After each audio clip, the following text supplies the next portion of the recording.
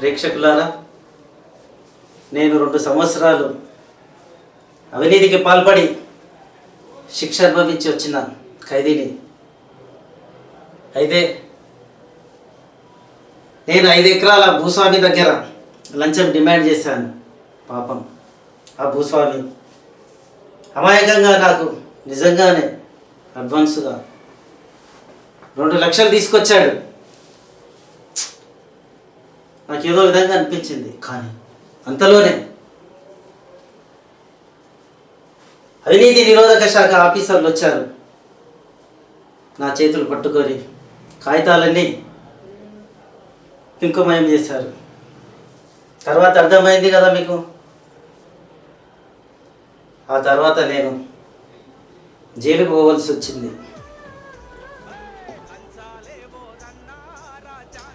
నేను జైల్లో ఉండగానే నా మిత్రుడు పేరు మోసిన పబ్లిక్ ప్రాసిక్యూటర్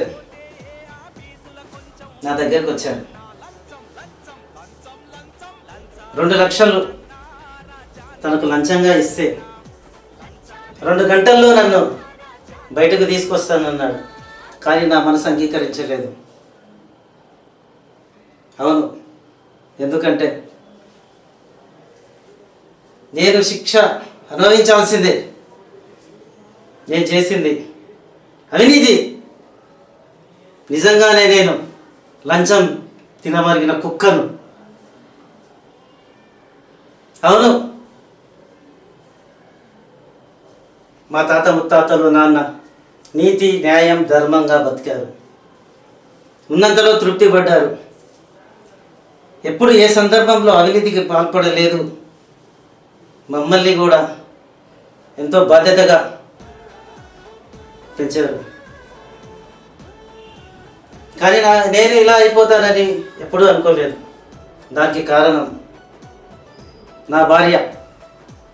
నా భార్యనే కాదు, లోకంలో 99% అందరూ భార్యలు అలాంటి వాళ్ళే.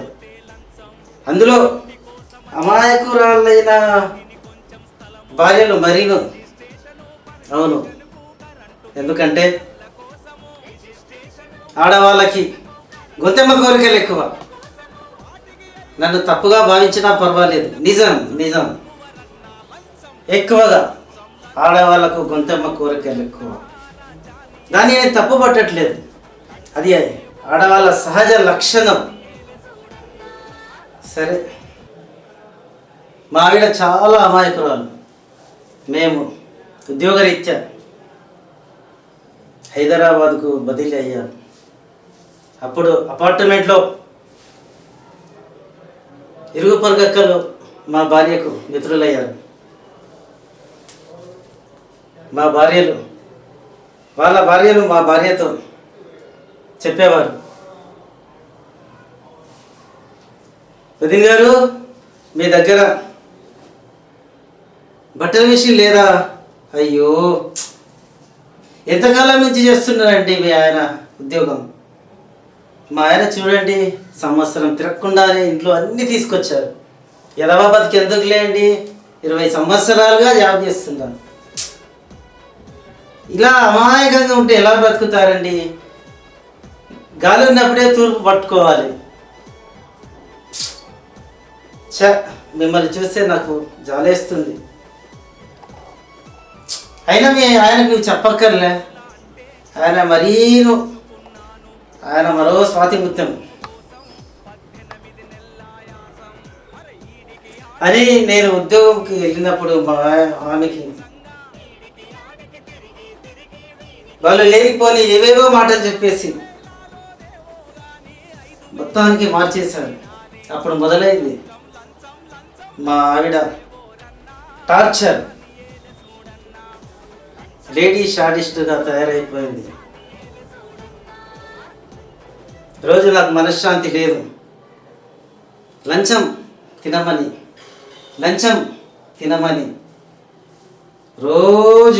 ప్రతిరోజు నా బుర్ర తినేసేది.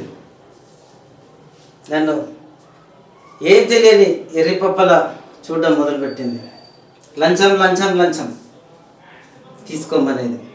చూడండి ఆ అన్నయ్య గారు చూడండి ఎలా అయిపోయారు. మీరా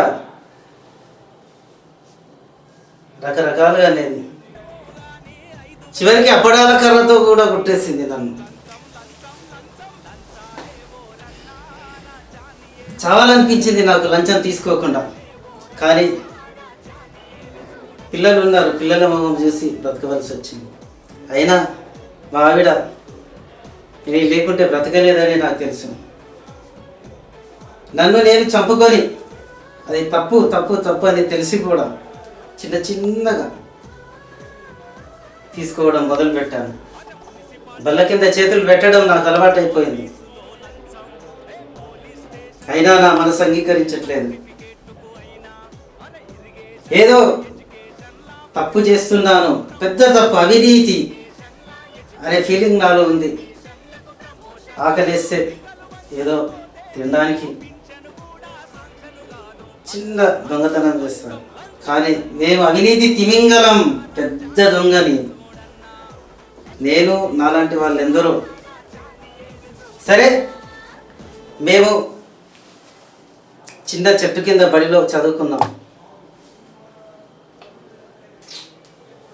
చదువుకొని ప్రయోగులు అయ్యాం, ప్రభుత్వ ఉద్యోగం చేశాం. ప్రభుత్వ పాఠశాలలో చదివిన వాళ్ళు ఎంతో అత్యున్నత స్థానంలో ఉన్నారు. డాక్టర్లు, ఇంజనీర్లు, పెద్ద పెద్ద ఆఫీసర్లుగా, రాజకీయ సినీ రంగ ప్రముఖులుగా, పారిశ్రామికవేత్తలుగా ఎదిగారు. కానీ ఒకరిని చూసి ఒకరు కార్పొరేట్ స్కూళ్ళకు అలవాటు పడ్డారు. మా ఆవిడ ఏమండి ఈ స్కూలా ఆ స్కూలా, పెద్ద స్కూల్ పెద్ద స్కూల్ పెద్ద స్కూల్ అని చెప్పేసి ఏదేదో మన చదువు కాకుండా ఇంటర్నేషనల్ చదువు అని చెప్పింది. దానికి నా చాలే జీతం సరిపోలేదు. నా లంచాల చదువుతూనే చదివించాను. లంచం. తర్వాత అంతా ఇంకా లంచమే. ఒక ఇల్లు కట్టాను నేను, ₹1,00,00,000. అయినా ఆ ఇంట్లో నాకు ఉండాలనిపించలేదు. ఏదో తప్పు చేస్తున్నాను నా భావన. నాకు ఆ చిన్న పెంకుటిల్లే ఎంతో హ్యాపీగా ఉండేది. పచ్చడి మెతుకులే ఎంతో తృప్తిగా ఉండేది. అయినా చెమట తీసి సంపాదించిన డబ్బే ఆరోగ్యం, అదే కడుపు కడుతుందని నాకు తెలుసు. కానీ లంచం వలన ఇలా అయిపోయింది నా పరిస్థితి. ఓకే, సరే, నాకు శిక్ష పడాల్సిందే అని నేను లంచం ఇవ్వకుండా 2 సంవత్సరాలు శిక్ష పూర్తి చేసుకున్నాను. ఆ తర్వాత ఇంకా నా భార్యతో ఉండదలుచుకోలేదు నేను.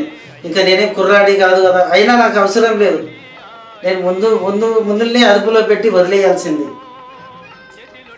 కానీ ఇప్పుడు నేను స్వేచ్ఛగా ఉండాలనుకున్నాను. నేను జైల్లో ఉన్నప్పుడే నా ఆస్తులన్నింటినీ అనాథ శరణాలయాలకు, జాతికి అంకితం చేశాను. 0 బ్యాలెన్స్తో, నాకున్న శక్తితో, నాకున్న చిన్నపాటి టాలెంట్తో ఓ పని చేసుకొని బ్రతుకుతున్నాను. ఇప్పుడు హ్యాపీగా ఉన్నాను. మా ఆవిడకు కనువిప్పు కలిగింది, నాతో వచ్చి ఉంది. నేను సంతోషించాను. హ్యాపీగా ఉన్నాము, అందరం హ్యాపీగా ఉన్నాము. నా అనుభవం మీ అందరికీ కనువిప్పు కలిగిస్తుందని ఆశిస్తున్నాను. జై హింద్.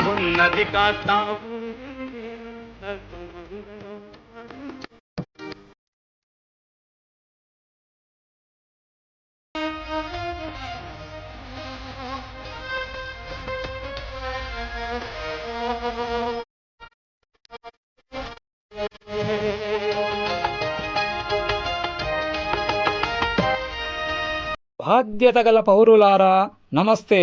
లంచం ఇవ్వడం కూడా నేరమే. లంచం ఇవ్వకపోతే పనులు ఆగిపోతాయని అందరికీ భయమే, అందరికీ తొందరే. ఓపిక వహించి పై అధికారికి, ఆ పై అధికారికి లిఖితపూర్వకంగా రాసి ఇవ్వండి. ఆలస్యమైనా జరిగి తీరుతుంది. ఆలోచించండి. మీ రాపోల్ దత్తాత్రి, నాదా క్రియేషన్స్. ఈ వీడియో మీకు నచ్చితే లైక్ చేయండి, కామెంట్ చేయండి, షేర్ చేయండి, సబ్స్క్రైబ్ చేయండి. ధన్యవాదములు.